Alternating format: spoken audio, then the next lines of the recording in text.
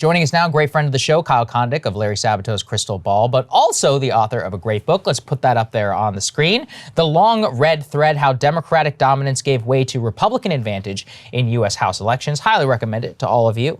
And within that vein, Kyle, you're joining us to talk just about the midterm elections, redistricting and all of that. Since the last time we spoke, what's your general view of the landscape heading into the midterm elections? I mean, it's just bad for Democrats. I mean, I don't know what else you really say. All right, thanks for joining us, Kyle. Thanks for joining us. Yeah.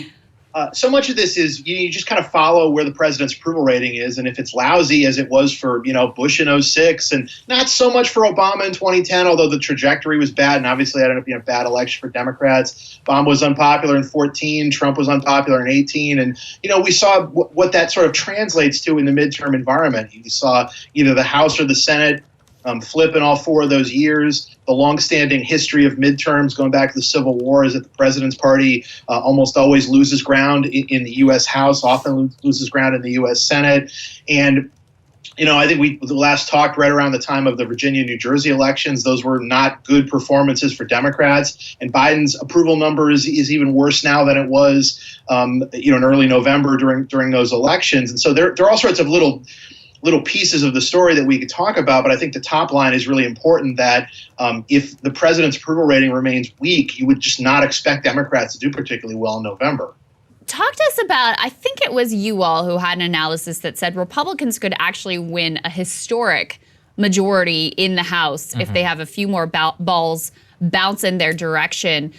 Lay that analysis out, and then also, how many swing districts at this point even really exist in America? Because we know the way that, the lines have been drawn in ways to shore up a lot of safe districts for Democrats, a lot of safe districts for Republicans. And so the only contest in the general election that really matter are these few dozen congressional districts.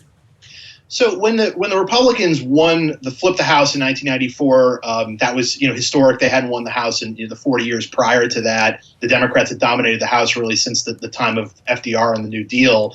But in 94, they flipped 54 seats, and then in 2010, they won the House back from the Democrats who'd won in 2006. Republicans flipped 64 seats in 2010. But one thing you got to remember about that is that the Republicans were starting from a fairly low place. They'd only had in the 170s in terms of number of seats heading into those elections. This time, the Republicans are already at 213 that they won in 2020, and so they only need to pick up 5 to get the majority. And so I think you'll sometimes hear Republicans say, "Oh, well, we're going to have this historic election. We're going to win 60 or 70 seats." That seems a little unrealistic. However, if the Republicans just won 35 more than they won in 2020, that would get them to 248 seats, which would be their biggest majority since right before the Great Depression. And I do think it's possible that they could do that. And you'd have to pick up a number of seats all over the country. As to the question about swing districts, you got to remember that what a swing district in 2022 is different than what it might be in 2024, because in the context of 2022. It's probably going to be a bad environment for Democrats, or at least not a good environment for Democrats. And so seats that Biden maybe won by 10 or 15 even points, maybe those are swing districts in 2022, but maybe they aren't in 2024 because they sort of revert back to their presidential partisanship in the presidential year. You're always going to have a lot of uncompetitive districts in House elections because so many parts of the country are uncompetitive. It's hard to draw competitive seats between the two parties in Los Angeles or New York City. Mm-hmm. It's hard to draw, a district a Democrat could win in, Western Kansas or Western Nebraska or something. But there aren't that many competitive districts across the country. We're still going to figure out what the tally of that is. But again, what a competitive district is kind of depends in some ways on what the political environment is. Right. This is the interesting thing, Kyle, then. So how are we supposed to gauge the so-called swing districts? My whole life I hear about swing districts. But as redistricting and all that continues to go, and as you say, whenever so much of the country is just actually uncompetitive, where should we look? Do you have an idea, not even of just races, regions? Where should we keep an eye on? Look, I think that Michigan's map, I think, is a good example of a competitive map in that you had a new commission system there. Previously, it was a Republican gerrymander. The Democrats were still able to claw back to a 7-7 tie in the delegation in the most recent couple of elections, in part because some of the safe Republican suburban seats that they drew for themselves all of a sudden weren't safe anymore by the end of the decade. These things do change over time, and we saw big changes in the electorate, in 2016, 2018, 2020. But there are a number of districts drawn in Michigan that really are plausibly winnable by either side. And you could look at, some other parts of the country, like Virginia Beach, for instance, almost always seems to host competitive presidential or House elections. Some of the Philadelphia suburban areas have historically been pretty competitive, particularly like Bucks County. There are certain pockets in the country where you do often see competition. Upstate New York is another example. Of course, the Democrats drew a gerrymander in New York State to try to win as many seats as possible, but some of those upstate seats are still going to go Republican. So again, there are competitive places, but how you draw the lines, of course, matters a lot. In a state like Michigan, they seem to try to maximize the amount of competition. Other places, they're going to try to minimize the level of competition. Texas is a good example of that, where Republicans drew a positive map for themselves, but it was more designed about protecting the seats they already had as opposed to necessarily adding seats. Talk to me about the Senate then. How are things looking for Mitch McConnell and the Republicans there? On one hand, I think you look at the Republican candidates in the frontline Senate seats, like Georgia and Arizona, Nevada, and I don't think the Republicans have kind of A-list recruits in those places, but at the same time, if the political environment is bad for Democrats, I think all these candidates are capable of winning. Likeliest Republican nominee in Georgia is Herschel Walker, the football star, who seems like a lot of baggage, and yet there's been some recent polls that shown him narrowly ahead of Raphael Warnock, Democratic candidate. Obviously, got a long way to go there. You've got a competitive primary in Arizona. Adam Laxalt, the former state attorney general in Nevada, is the likely challenger to Catherine Cortez Masto in that state. I got to tell you, Nevada, demographically, it's very much a working class state, but we've seen Democratic erosion, particularly with working class voters. So I think that Cortez Masto is in real trouble, even though Laxalt is pretty conservative, and I wouldn't say that he's the greatest challenger, but certainly capable of winning in this kind of environment. So there's a lot of, I think, hand wringing on the Republican side about, are the challengers good enough? But again, it might be that the challengers are lousy, but some of them end up winning anyway. So I think that the real question comes down to this. It's obviously Biden and popularity. Is it issues-based in any way? And what do you think those issues are?